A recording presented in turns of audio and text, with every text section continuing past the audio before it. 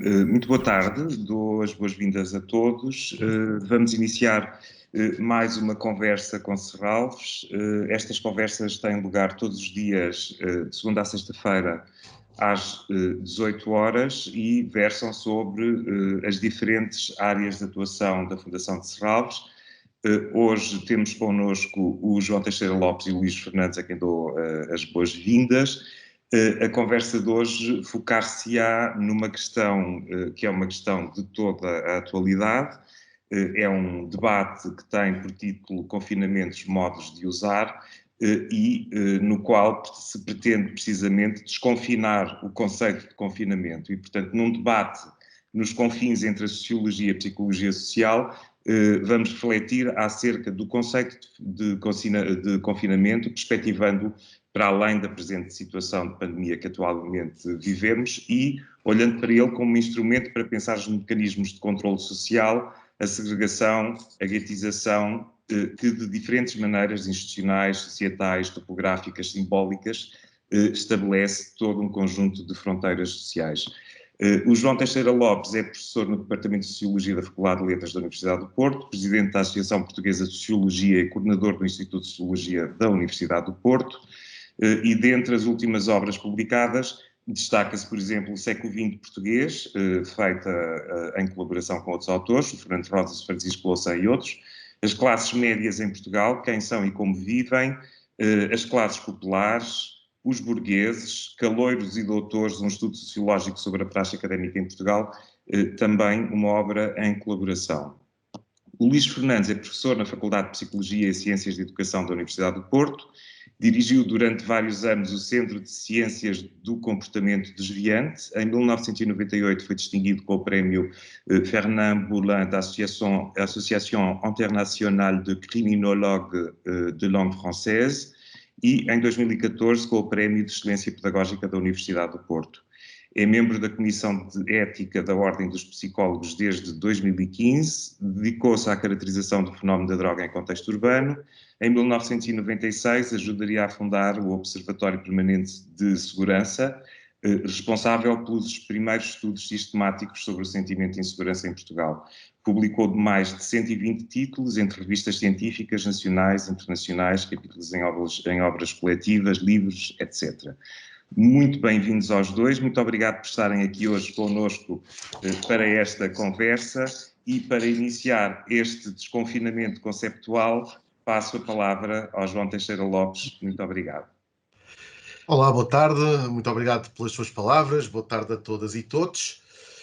Queria agradecer antes de mais à Fundação de Serralves e muito particularmente à Isabel Pires de Lima, que comigo diretamente contactou para me desafiar para este debate, para esta conversa, e dizer que é um enorme prazer estar a conversar com o Luís Fernandes, por quem nutro grande, enfim, a admiração não é um termo que eu gosto de utilizar, grande amizade como colega, como cidadão, como escritor. É um ser humano multifacetado e por quem tenho, na verdade, amizade. Eu sugeri à Isabel que hoje pudéssemos falar um pouco, e o Luís de imediato concordou, que hoje pudéssemos falar um pouco para além da pandemia. Isto é, que não ficássemos, como disse o nosso provocador, moderador, não ficássemos confinados ao uso sanitário do confinamento. E, na verdade, a primeira ideia que eu gostaria de lançar é de que nós já estávamos todos confinados antes mesmo do confinamento sanitário. Eu vou dar-vos alguns exemplos, algumas declinações ou variações sobre este tema. E vou utilizar, porque não tenho outro material, é a matéria-prima da minha reflexão, do meu pensamento, aquilo que me tem sido possibilitado em termos de investigação na dimensão sociológica. Gostaria de apresentar 3 declinações para esta ideia forte. A ideia de que já estávamos confinados antes mesmo do confinamento sanitário. A primeira é do confinamento das classes sociais. A segunda é do confinamento dos códigos culturais. E a terceira é do confinamento da informação. No que diz respeito ao primeiro aspecto, o confinamento das classes sociais, expressão utilizada pela escritora Dulce Maria Cardoso, ainda há pouco tempo, numa espécie de diário autobiográfico que escreveu no Jornal Público, eu gostaria de frisar o estudo que está patente na obra Os Burgueses, nomeadamente quando nós analisamos a habitação e os chamados condomínios de luxo.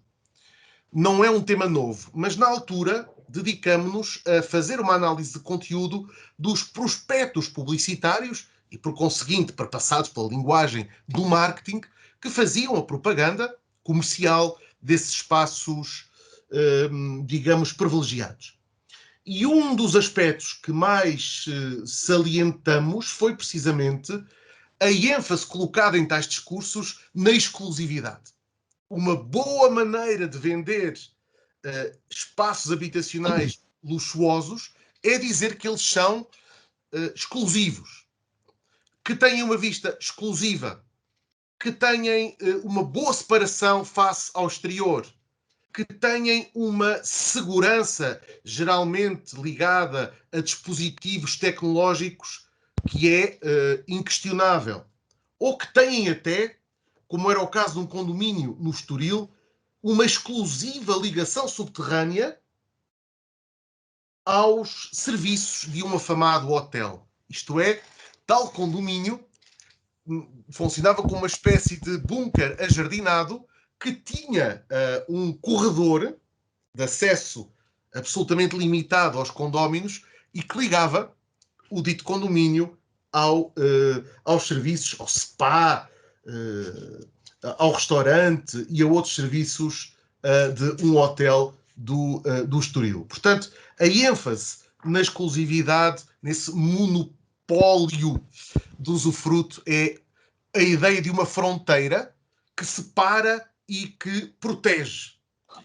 Na América Latina, no urbanismo, têm sido muito estudados os chamados enclaves fortificados, o urbanismo até militarizado, ou as cidades de muros, para utilizar a expressão da socióloga urbanista Teresa Caldeira. Mas aqui em Portugal temos inúmeros exemplos também dessa exclusividade. No caso das burguesias, eu gosto mais de falar no plural, no caso das burguesias, o viver entre si, a ideia de um comunitarismo burguês, reforça políticas de aliança, reforça uma endogamia social que se alimenta de contactos selecionados, que se alimenta também de uma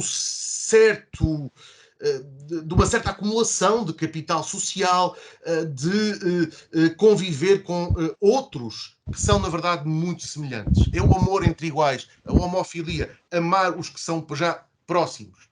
Eu costumo, aliás, com os meus alunos, numa das cadeiras iniciais de Sociologia, quando nós falamos de obstáculos epistemológicos, isto é, obstáculos como estereótipos, preconceitos, crenças, estão arraigados no senso comum, costumo dizer-lhes que a flecha de Cupido é teleguiada. Isto é, ao contrário das ilusões românticas que estão tão patentes nas velhas e novas formas de narrativa de cordel, sejam elas as antiquíssimas ou as recentes que pululam nos meios cibernéticos ou na televisão, existe a ideia de que o amor é uma força tão poderosa que rompe barreiras sociais com o furor do aleatório. Não é verdade. E mostro-lhes dados já muito estudados sobre as afinidades seletivas, as afinidades eletivas que aproximam aqueles que já são mais próximos. Pois é claro, se as pessoas se encontram em lugares que lhes são proporcionados, se as suas sociabilidades são, na verdade, tão selecionadas, se os grupos sociais se caracterizam por esses rituais de fechamento, todos os grupos sociais, o Max Weber, sociólogo alemão, chamava-lhes grupos de status, isto é, grupos que têm uma determinada ideia do que é a honra social e que, por conseguinte, se definem pela oposição entre insiders e outsiders. Quem está dentro e quem está fora. Quem tem o passaporte simbólico, nomeadamente para entrar, e quem não tem esse passaporte. O José Machado de Paz, um sociólogo da juventude, estudou isso para o baile de debut numa zona de burguesia da linha de Cascais. E ele mostrava como o baile de debut, que enfim, consistia na apresentação das jovens adolescentes à sociedade, era um ritual poderosíssimo na consolidação das fronteiras daquele grupo social. Embora ameaçado pelos intrusos, embora ameaçado pelos novos ricos, pelos patos bravos, mas era ainda assim uma forma de manter essa endogamia, essa sociabilidade, esse entre si, que mais não é do que um sistema de alianças, um sistema de acumulação de capital social, um património de usufruto, um património de relação que cria, claro está, uma classe social fortemente confinada. Este é o primeiro exemplo. O segundo exemplo, e agora vou entrar na questão dos códigos culturais, prende-se com as dificuldades que nós temos tantas vezes em fazer com que repertórios e códigos diferentes dialoguem entre si. Nos anos 90 tive a ocasião de estudar a erupção de novos manuais de civilidade. Os manuais de civilidade, os primeiros, em particular no século XIX, destinavam-se a prestar à burguesia recém-chegada ao poder, endinheirada, mas ainda muito pouco refinada, uma série de boas maneiras de estar em sociedade. Como é que se deve aparecer? Como é que se deve encenar a aparição social? Como é que se deve preparar o corpo e as maneiras antes de entrar em cena? E esses manuais tinham uma série de aforismos e de conselhos, mas na verdade foram ressuscitados nos anos 90 do século passado, quando algumas instituições culturais, nomeadamente câmaras municipais, um pouco assustadas com a erupção de novos públicos, pediram a algumas empresas, eu na altura fazia um trabalho de assessoria a uma delas, para construírem manuais de boas práticas em espaços culturais. E havia então, o Jornal Público fez uma reportagem sobre isso na altura. Havia uma série de conselhos verdadeiramente deliciosos. Como é que deve entrar numa instituição cultural? Onde é que deve pôr o chapéu de chuva? Como é que se pode bater palmas ou se não pode? Se pode falar ou não pode? Não pode tossir, não pode interromper. E a certa altura, eu gostava particularmente do último mandamento, dizia-se: se porventura não conseguir perceber nada disto, ou se não conseguir ter ajuda, mantenha-se em silêncio, fique quieto. O conselho último, em desespero, era a cristalização, digamos, do corpo. O corpo deve ficar quieto, não se mexa, não diga nada, não fale, não cante, fique congelado, porque, caso contrário, poderá ser identificado como um bárbaro. Eu chamei a isto manuais de civilidade do arbitrário cultural, isto é, que impunham uma maneira de estar nos espetáculos culturais. O Jorge Silva Melo, nesse suplemento do Público, ia contra a corrente e dizia o seguinte, e vou ler muito rapidamente este depoimento. No final de Terror e Miséria do Terceiro Reich, na Marinha Grande, em 1975, não esqueço a sala inteira levantada, em silêncio e de punho erguido. Na peça Os Pequenos Burgueses, de Gorky, íamos no terceiro ato. Era 75 ou 76, na cornucópia, e um espectador alcoolizado levantou-se. E eu conhecia-o. Ele era um jornalista conhecido, dizia o Jorge Silva Melo. Levantou-se e disse: isto está muito aborrecido. Porquê é que não vamos dançar um bocadinho? E o Jorge Silva Melo conclui: se calhar tinha razão, e sempre que faço um espetáculo penso nele. Mas é claro que esta erupção do jornalista foi um ato de iconoclasmo. E este iconoclasmo está também presente em muitas das análises que a Sociologia da Arte tem feito a estes comportamentos que revelam códigos culturais confinados. Há um estudo célebre do Dario Gamboni sobre uma exposição de escultura de vanguarda numa pequena cidade suíça, em que as esculturas eram apresentadas em espaço público, na rua, no jardim, em lugares de passagem habitual. A ideia era chegar a um público alargado. Mas era uma ideia voluntarista e ingênua, porque o público alargado não possuía os códigos de decifração daquelas esculturas abstratas, nem percebia porque é que elas estavam no espaço público. Vai daí a atitude de iconoclasmo contemporâneo, as obras foram vandalizadas, foram partidas, como aconteceu há pouco, aliás, com o Cabrita Reis em Matosinhos. É um exemplo típico de manifestação de iconoclasmo contemporâneo. Vandalismo deliberado, exercido por alguns transeuntes, ou vandalismo não deliberado. Por exemplo, o jardineiro municipal que não viu, que não entendeu aqueles objetos como obras de arte, colocou-os no lixo. E ao perceber, depois houve um processo judicial que os artistas moveram, ao perceber o que tinha acontecido, o jardineiro quis voltar a pô-las onde estavam, mas não conseguiu perceber a ordem, nem conseguiu perceber a razão de ser daquelas obras. E, portanto, os desentendimentos, através de códigos culturais que não são partilhados, nem socializados, e que muitas vezes são apenas decifrados por quem tem as chaves semióticas para o fazer, podem também constituir uma maneira de estarmos confinados. Em Vila Velha de Ródão, no Senta, eu tive a ocasião de presenciar um desses episódios.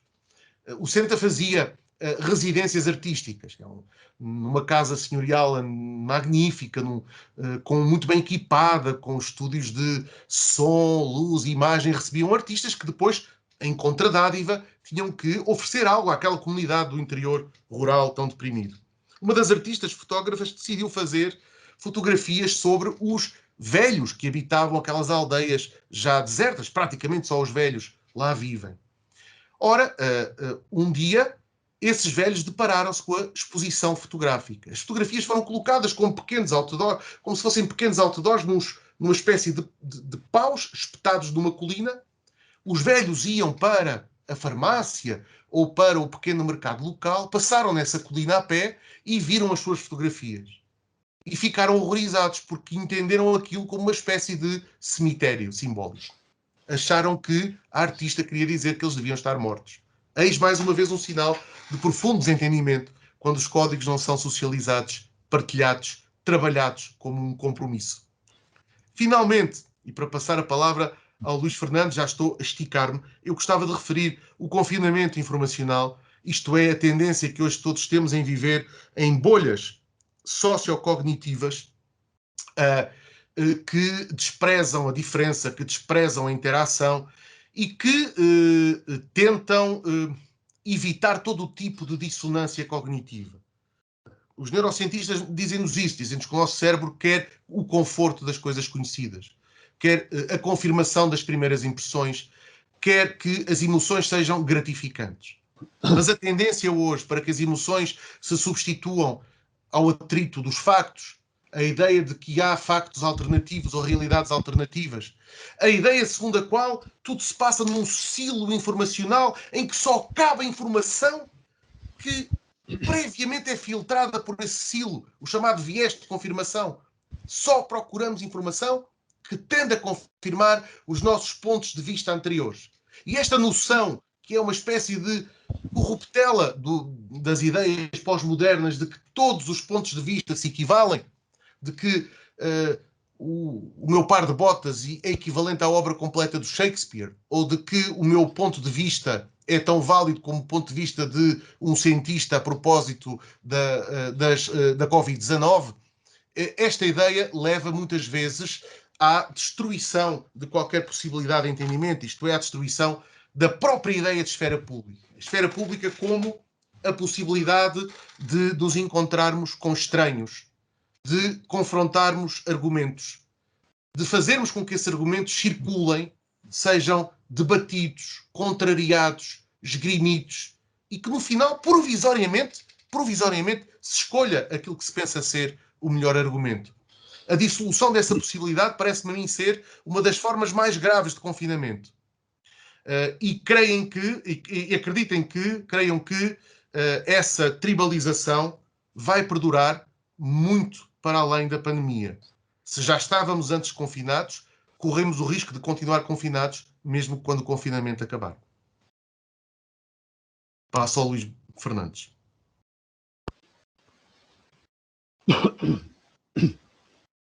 Muito obrigado, João. Eu penso que estou a ser escutado, certo? Ouvimos-te, Luís. Muito bem. Cumprimentar também os organizadores, a Isabel Pires de Lima, pelo convite, devolver as palavras tão carinhosas e elogiosas do João Teixeira Lopes. dizer-lhe que é um prazer renovar um diálogo consigo na esfera pública, já que falou agora em esfera pública, porque já o fizemos noutras ocasiões. Lembro-me numa delas, já lá vão 20 e tal anos, em pleno Café Piolho, e aí sim mesmo na esfera pública, num café, a debater o sentimento de insegurança. Era o Observatório de Segurança do Porto, uma recém-criação, à qual eu estive ligado, e estivemos aí a debater, para quem quis ouvir no café, o tema do sentimento de insegurança. E lembro-me também da última, antes desta, que foi quando tu, juntamente com Francisco Louçã e Lígia Ferro, lançaram as classes médias em Portugal, né? Que eu tive o prazer de poder apresentar no dia em que foi lançado aqui no Porto. Então, confinamento, modos de usar. De facto, quando a palavra confinamento veio agora para o debate público e para as nossas vidas, entrou de rompante, tal como o SARS-CoV-2, ela já andava há bastante tempo no domínio em que eu trabalho na vida académica. Isto porque dediquei estas 3 décadas que levo aos comportamentos desviantes e o campo institucional que enquadra e que muitas vezes pune o desvio já usava a palavra confinamento e a palavra custódia, e é um campo institucional que tem um contínuo desde o hard até o soft. No extremo hard temos a prisão, naturalmente, os estabelecimentos prisionais. Portugal tem 40 e tal estabelecimentos prisionais, 3 dos quais aqui na região do Porto, e até um extremo soft, em que eu posso colocar, talvez, a comunidade terapêutica para toxicodependentes. Sendo que aí estamos a falar de um confinamento voluntário, ou, enfim, não sei se a palavra voluntário será muito adequada, mas pelo menos autoimposto. Quer dizer, o indivíduo, num dado momento da sua vida, percebe que o melhor para ele é encerrar-se num lugar onde esteja isolado do resto do mundo, apenas em contacto com pessoas com um problema igual ao dele e em contacto com alguns técnicos que asseguram o funcionamento desta instituição. E, portanto, estas instituições tinham, por um lado, tinham e têm um mandato social de confinar em nome de uma defesa social, que é uma racionalidade, de resto, que já vem desde os finais do século XIX, o chamado movimento da defesa social. Tem o mandato social de confinar, mas tem também o dever de proteger quem está confinado desta maneira. Embora seja discutível, seguramente, quando se pensa numa prisão, saber se ela protege realmente quem lá está dentro. Mas, pelo menos, do ponto de vista estatutário e formal, tem também a obrigação de o fazer. A sociedade protege-se de quem viola a lei, em alguns casos, retirando-lhe a liberdade, mas o Estado tem por obrigação, no seu regime de custódia, ter um regime humanitário de defesa de quem está a seu cargo. Mas também, ainda pensando no meu trabalho, nestes anos, encontro a palavra confinamento praticamente no negativo daquilo que o João Teixeira Lopes nos disse. Ele falou-nos nos condomínios fechados como uma forma de muralhar um certo estilo de vida urbano relativamente ao resto da cidade. E falou até na Teresa Caldeira, na Cidade de Muros, que é um excelente livro, até a começar pelo título, porque realmente o condomínio fechado é um muro com vontade de criar uma barreira relativamente a grupos sociais que considera, enfim, algo inoportunos e dos quais se quer defender. Portanto, o condomínio fechado é uma figura da defensividade urbana, é um defensible space, como dizia o Oscar Neumann nos anos 70, é um defensible space, é uma das formas do espaço defensivo da cidade. Ora, eu trabalhei o negativo disso. Foram os bairros sociais periferizados, por exemplo, o bairro do Aleixo, que já não existe.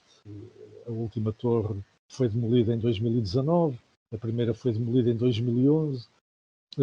Antes foi um bairro que, a partir de uma certa altura, anos 90, foi muito debatido na comunicação social, porque eram enfim, metáforas da comunicação social. um hipermercado das drogas, um ninho de traficantes, etc., um caldo de cultura do crime, estou-me a referir à linguagem mediática, portanto, as pessoas, a comunidade que residia neste bairro, viu-se confinada a partir de toda uma retórica que os encurralava como uma zona de má cidade, uma zona que urgia policiar e confinar territorialmente, e de resto, conhecendo o bairro por dentro, como eu tive a oportunidade de conhecer, porque fiz lá trabalho de campo, nós percebíamos que as pessoas tinham um raio de ação muito limitado. Quer dizer, saíam um pouco do bairro. Os próprios miúdos, as crianças e os adolescentes saíam um pouco também. E quando saíam era uma espécie de uma incursão à cidade.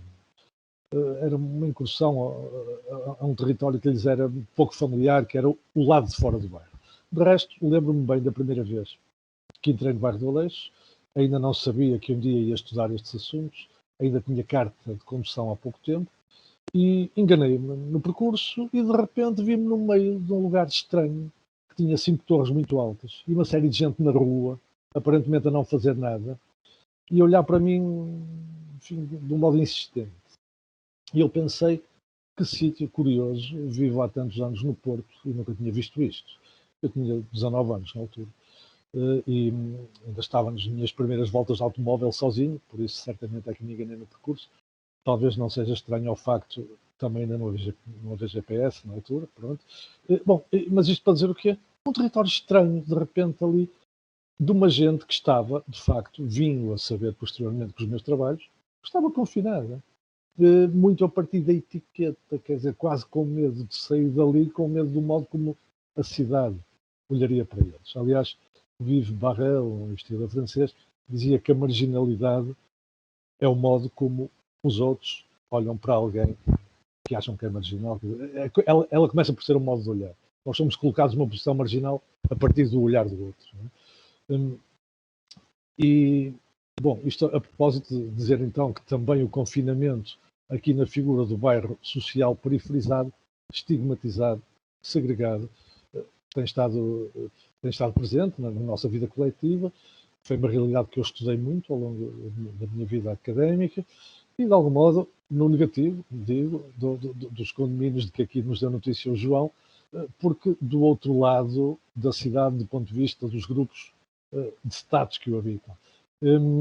Curiosamente, o bairro do Aleixo, ainda antes de ser demolido, ironia das ironias, foi sendo cercado por condomínios que foram nascendo em seu redor. Condomínios de alto estatuto residencial. Até ao belo dia em que não resistiu a estes condomínios e foi abaixo. E agora há de lá nascer, certamente, mais habitação deste tipo da condominiação fechada. Né? Bom, agora ainda queria lançar mais duas ideias acerca do tema do confinamento. A primeira é para falar de dois dos meus mestres, aos quais vou bater quando penso na palavra. Um é Michel Foucault e o outro é Goffman. Autores subejamente conhecidos, referências para muitos de nós, pelo modo como nos ensinaram, nos ajudaram a pensar a realidade. Não é preciso estar aqui a falar muito deles, relacioná-los apenas com este tema em 2 ou 3 ideias. Em primeiro lugar, dizer que datam dos anos 60 as obras que em cada um deles nos trazem o tema.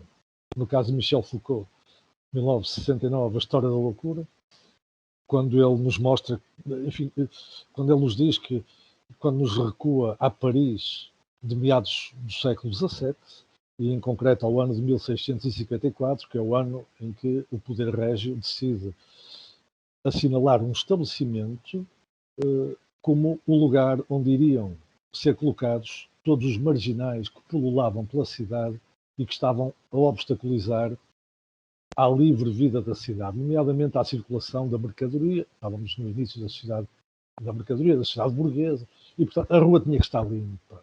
Em vez de ter vadios, meliantes, assaltantes, meretrizes, crianças em bando, muitas vezes órfãs, e foi toda esta gente que foi recluída numa instituição que se chamou Hospital Geral, e ao final de um ano, diz-nos Michel Foucault na História da Loucura, ao final de um ano, tínhamos neste lugar, no Hospital Geral, 6.000 internados.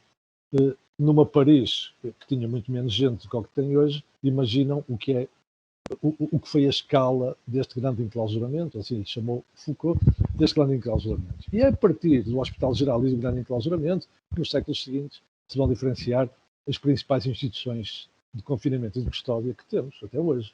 A prisão, a Casa de Correção Infantil-Juvenil e o manicômio de alienados. Evidentemente, hoje os nomes são outros.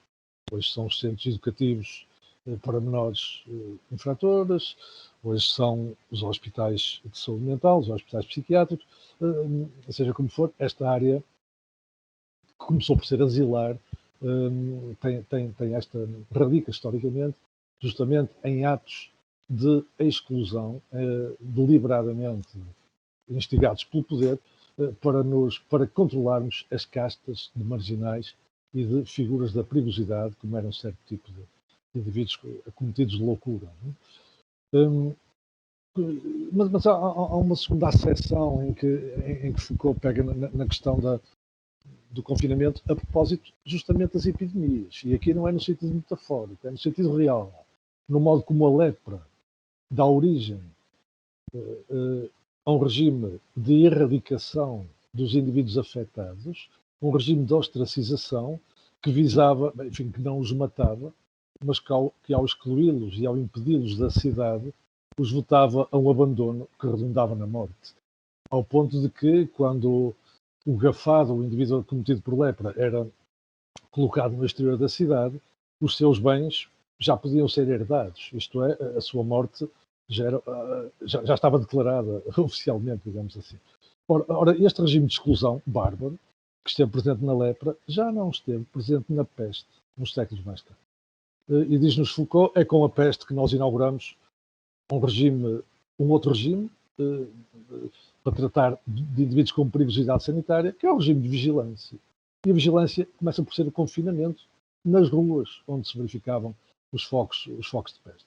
E vigilância através de fiscais, camarários, etc. E, portanto, se quisermos, temos aqui uma estratégia de biopoder, tal como ele a caracteriza depois na sua obra, uma estratégia de biopoder, isto é, fazer morrer, como se fazia no tempo da lepra, já não é uma estratégia, a estratégia é o fazer viver através de regras sanitárias, que depois, um século mais tarde, já a finais do século XIX, vão dar origem à medicina social, a que hoje chamamos de saúde pública, através do movimento higienista, etc.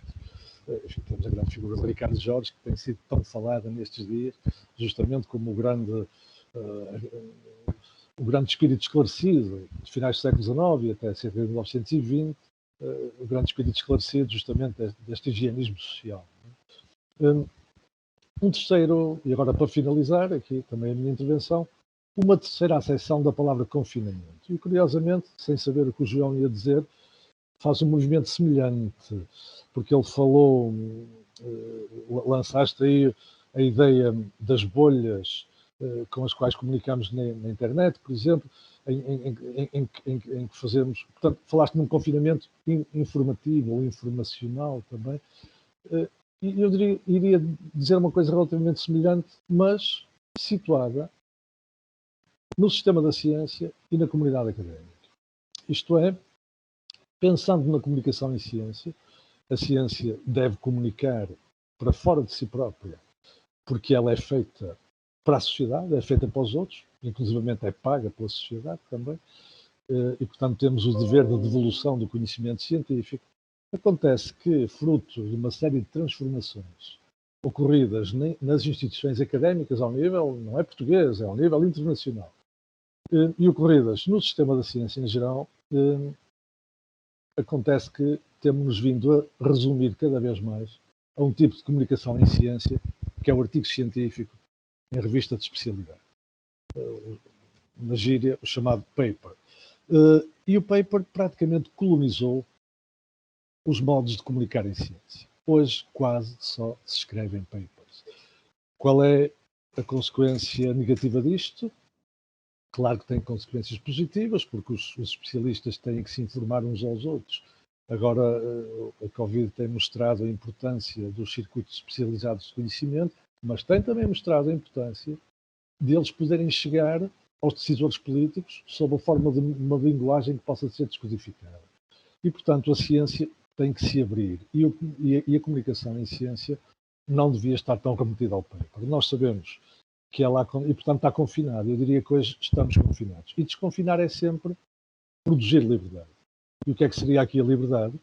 Seria ser valorizado na comunidade científica e, portanto, contar para efeito de currículo dos nossos concursos aos financiamentos, às promoções de carreira, aquilo que é, enfim, toda a vida institucional académica, as outras formas de comunicação também serem valorizadas. Nomeadamente, o livro para grande público numa linguagem aberta e relativamente fácil.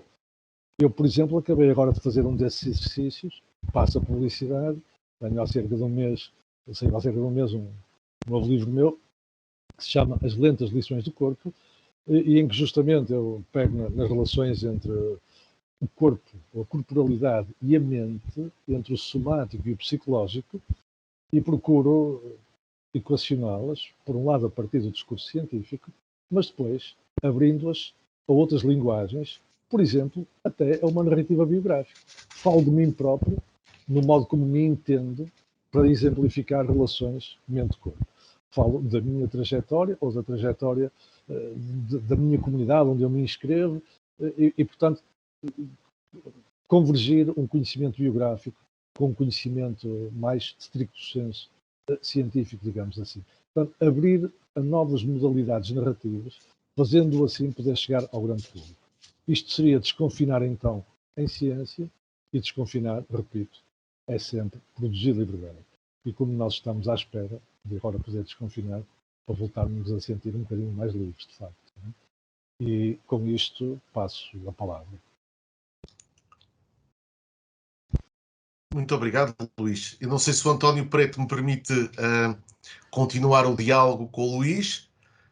Se puder, claro que muito sim. bem. Então, eu sugeria que nós tínhamos combinado isto, evidentemente, não é de improviso, mas eu sugeria que agora passássemos a uma fase da conversa em que o Luís me fará uma ou outra interpelação e eu retribuirei na mesma medida, com reciprocidade, dádiva e contradádiva. Por isso, eu ia sugerir ao Luís que ele me perguntasse ou me dissesse o que muito bem entendesse. Sim, senhor. Olha, uma coisa em que, enfim, que me ficou aqui e em que queria pegar era, tu dizes que as classes sociais, de algum modo, são maneiras de confinar, e deste aí exemplos, e chegaste até àquele exemplo que eu diria classe de extremo, do baile de debutantes, que o nosso caríssimo José Machado Paes tão bem ilustrou no seu livro As Culturas Juvenis, mas eu ainda tinha assim um bocado a ilusão do elevador social. Se calhar ultimamente temos assistido mais ao elevador a andar para baixo do que para cima, mas ainda tinha um bocado a ilusão de que a classe social já fosse um modo de olhar para a sociedade que assinala demais as repartições e tem menos atenção, se calhar, à mobilidade e aos fluxos que há entre os estratos sociais. Não sei o que é que me diz a isso. É uma boa questão. O que é que nos têm mostrado os mais recentes estudos? Têm-nos mostrado, antes de mais, que o elevador social está completamente avariado. Aliás, o Pacheco Pereira refere-o com muita frequência e ele tem toda a razão. O que é que significa dizer que o elevador social está avariado?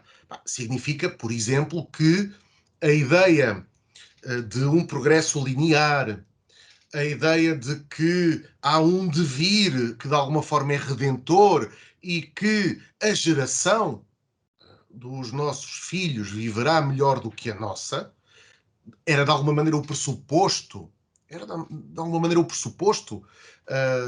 das sociedades ocidentais dos 30 gloriosos anos que seguiram à Segunda Grande Guerra.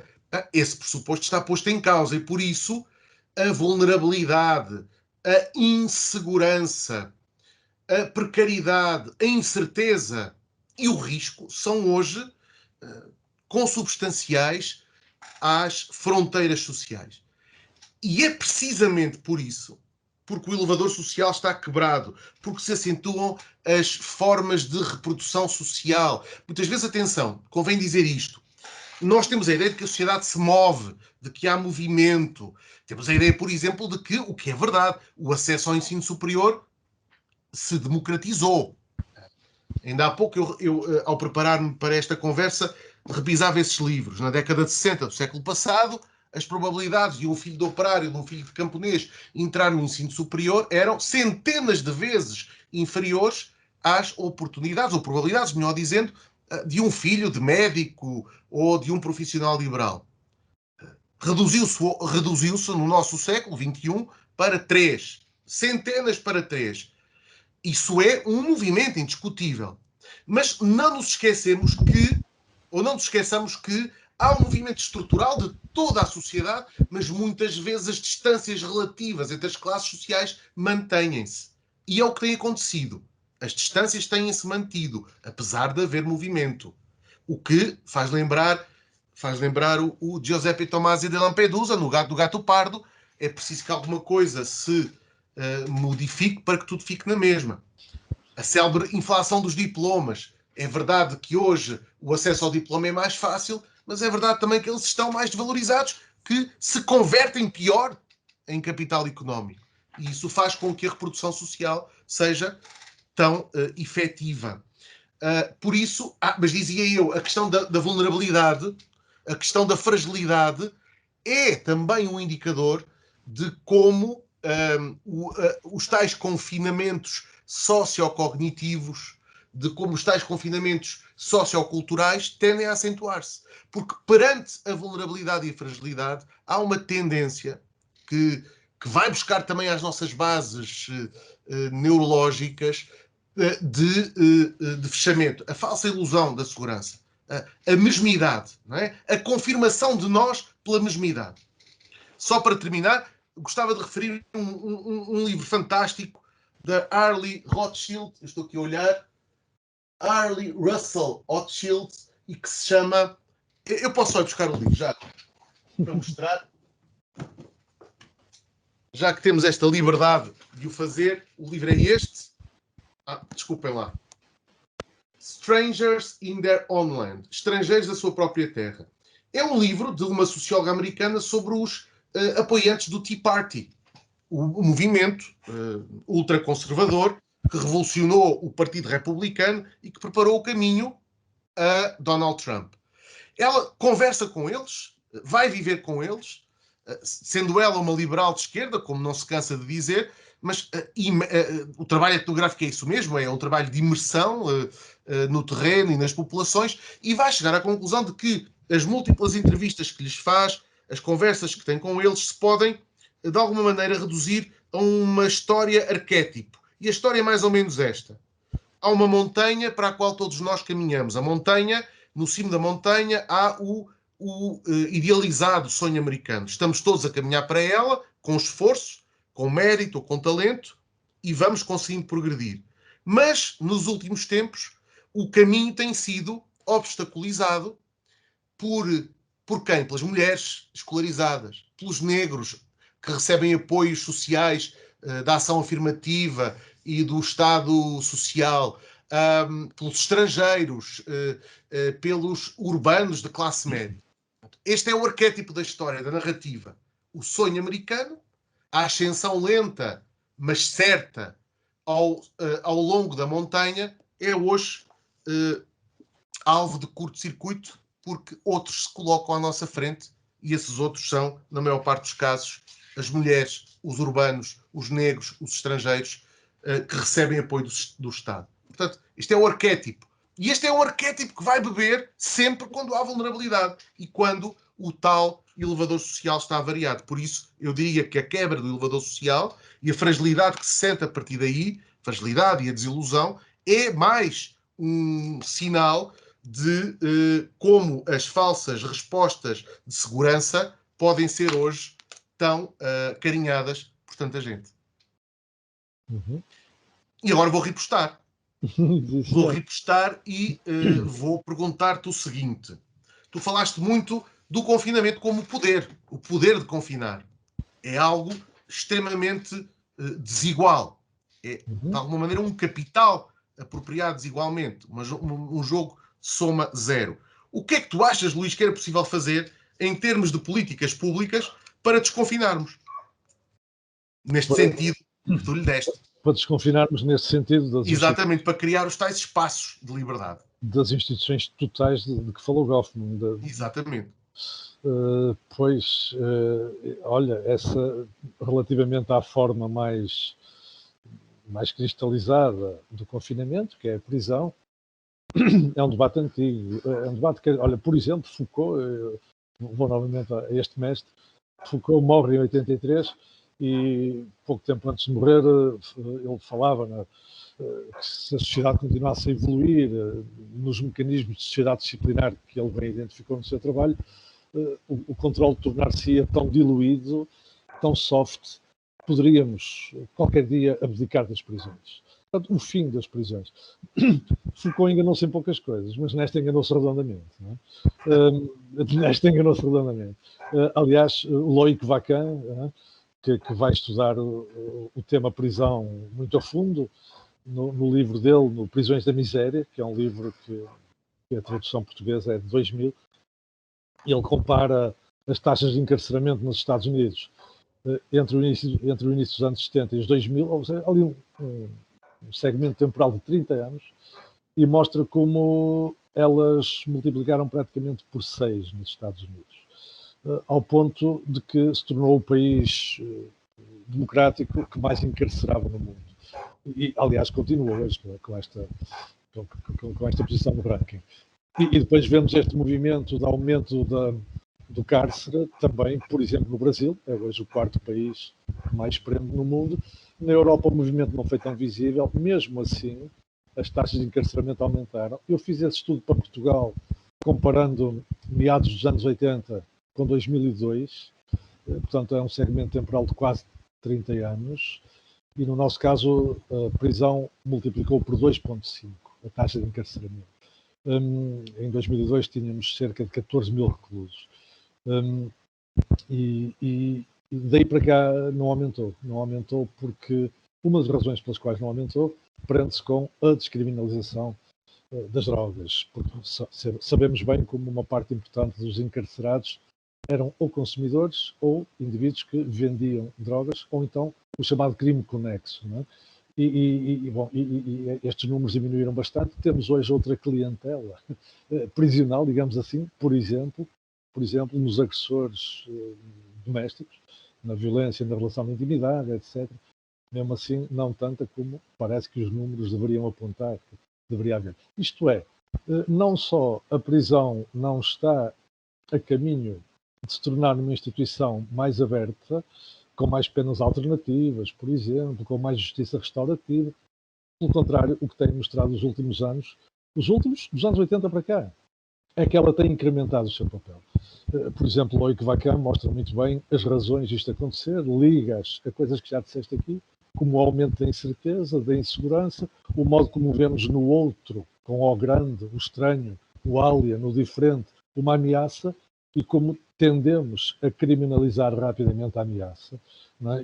Portanto, a prisão sempre como tendo um papel social que é valorizado. Isto é, há a convicção nos especialistas de que se fizesse um referendo sobre se a prisão seria dispensável em função do tipo de controles, provavelmente este referendo era completamente reprovado. Quer dizer,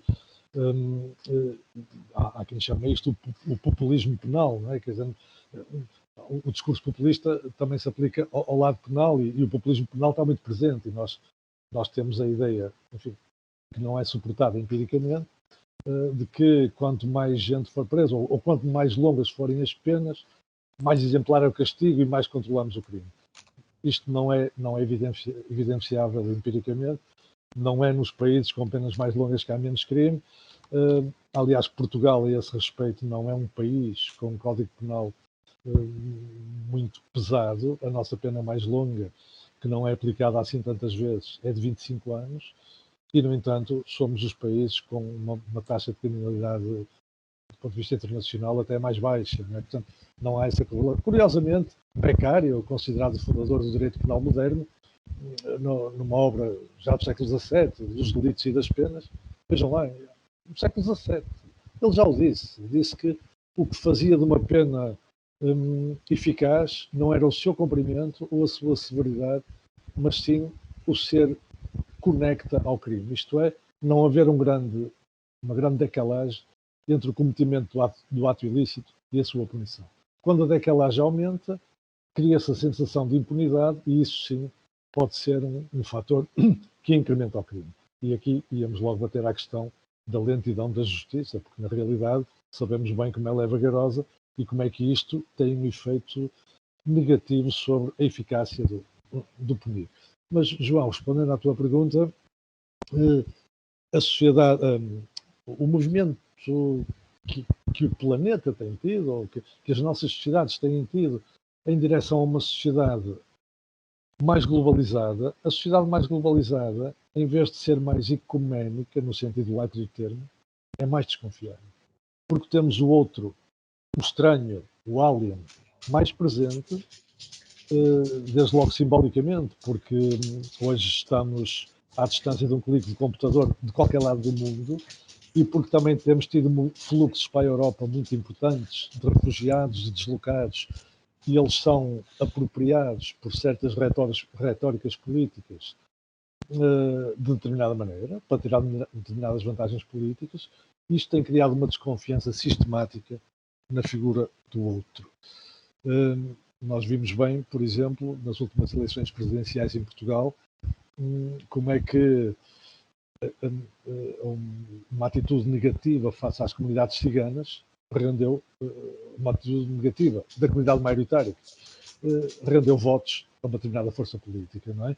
Portanto, o mundo não tem vindo no sentido nem da pacificação, nem do desconfinamento, mas sim tem vindo na direção do erguer de novos muros. E já nem vou para o muro que David Trump começou a erguer com a fronteira do México, nem vou para muros tão explícitos, eles são mais subtis, mas têm vindo a crescer. Muito bem, Luís, obrigado. Enfim, encaminhamos-nos para o fim da nossa conversa. Eu estava a pensar no que tu dizias e fiz, aliás, aqui é a vantagem de estarmos online e também algum treino que vamos tendo das aulas à distância, que para mim, por mais dispositivos que tenhamos, são sempre uma perda face às aulas presenciais, a complexidade da linguagem corporal, do face a face e da presença é algo que nós perdemos na comunicação à distância, mas eu pensava na importância dos espaços de mediação, dos espaços intersticiais, liminares, de transição, de comunicação, isto é, naquilo que poderíamos chamar as práticas, creio que o Boaventura Sousa Santos lhe dá mesmo esse nome, práticas de tradução. Práticas que sejam capazes de criar comunicação entre repertórios, entre enclaves, entre guetos, e que passam tanto pelas políticas sociais, pelas políticas do comum, como passam também pela interculturalidade ou pela arte.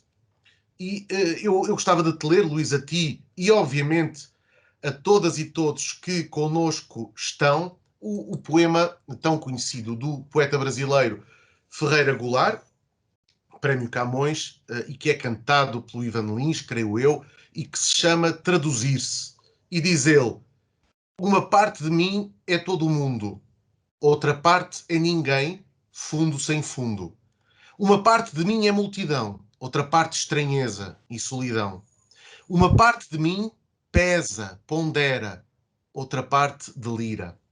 Uma parte de mim almoça e janta, outra parte se espanta.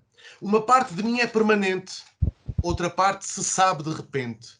Uma parte de mim é só vertigem, outra parte linguagem. Traduzir uma parte na outra parte, que é uma questão de vida ou morte. Será arte? Eu acho que este é um grande desafio, não achas, Luís? Traduzir permanentemente uma parte na outra parte. Esse poema, de facto, eu conheci-o cantado por alguém, estás a dizer que é Ivan Lins, acredito que sim.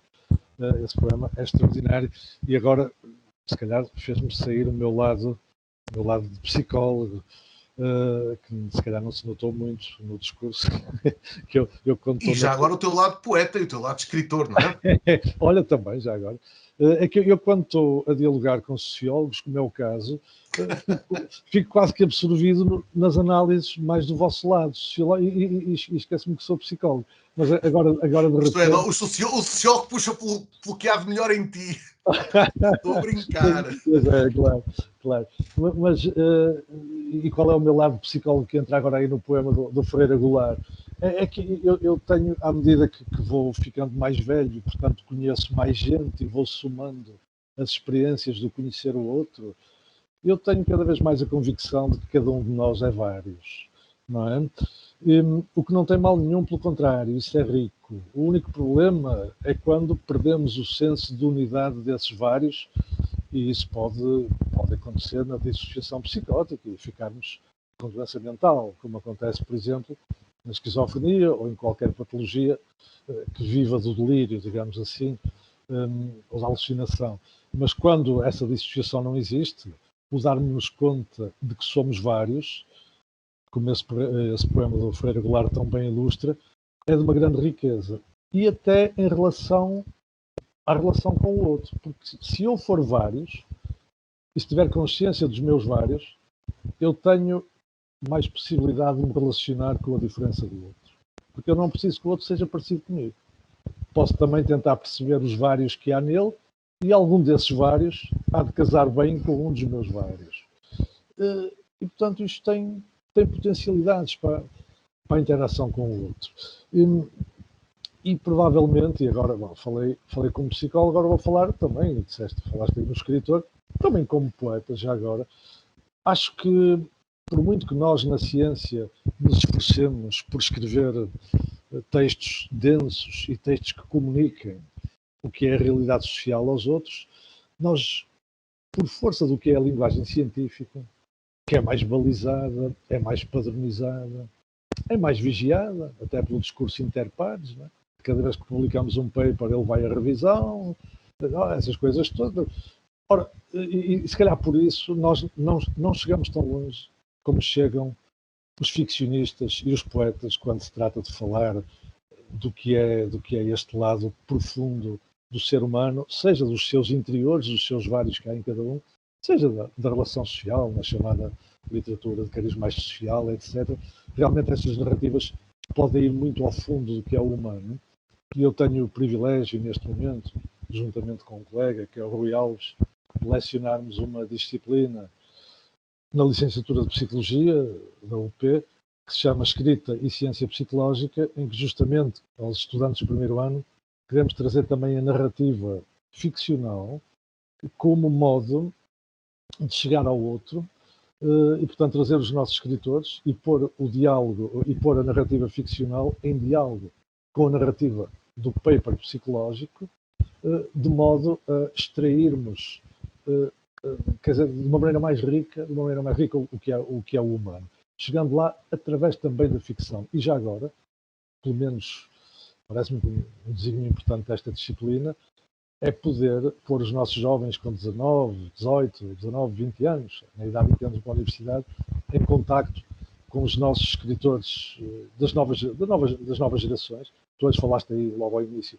da Dulce Maria Cardoso, tantos outros que podíamos aqui exemplificar, do José Luís Peixoto, do Gonçalo Tavares, do Valério Romão, da Ana Luísa Amaral, sei lá, do Walter Ugumem, tanta gente, novos ficcionistas e novos poetas que eu noto bastante desconhecidos ainda, de jovens que entram para o ensino superior e que, apesar de tudo, são jovens muito escolarizados. A média para a entrada em psicologia este ano foi 17 alunos. Portanto, nós estamos com jovens muito filtrados pelo elevador académico, lá está, e que, no entanto, chegando com médias tão altas às faculdades, às vezes têm um desconhecimento muito grande de toda esta riqueza narrativa, que é uma riqueza que, se for assimilada, permite criar empatia, permite criar proximidade com o outro. Queria deixar aqui isto agora, enquanto escritor também. Muito bem, então creio que ficamos por aqui, desconfinamos um pouco com o elogio da diversidade do mundo. António Preto.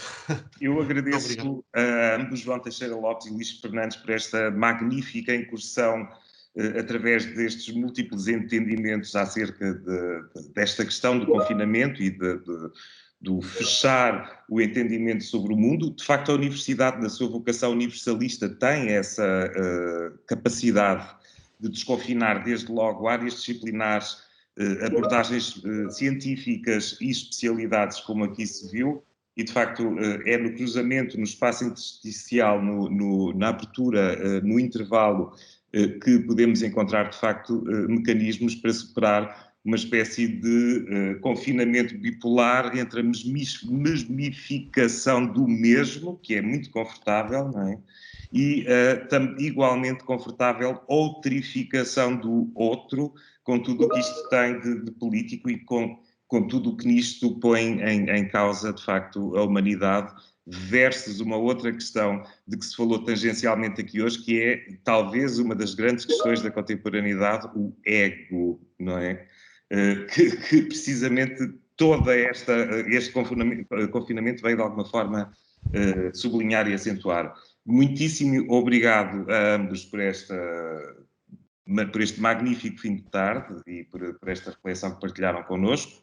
Eu recordo a todos os presentes que as conversas com Serralves acontecem diariamente, às 18 horas, de segunda a sexta-feira. Amanhã, dentro deste desconfinamento temático que caracteriza as conversas com Serralves, falaremos de solo e biodiversidade com convidados, José Paulo Sousa, e com moderação da Arminda Deusdado, e a partir da próxima semana retomamos estas conversas, a partir de segunda-feira, sempre de segunda a sexta-feira, sobre as múltiplas vertentes e áreas de atuação da Fundação de Serralves. Muito obrigado a todos, muito boa tarde, até breve.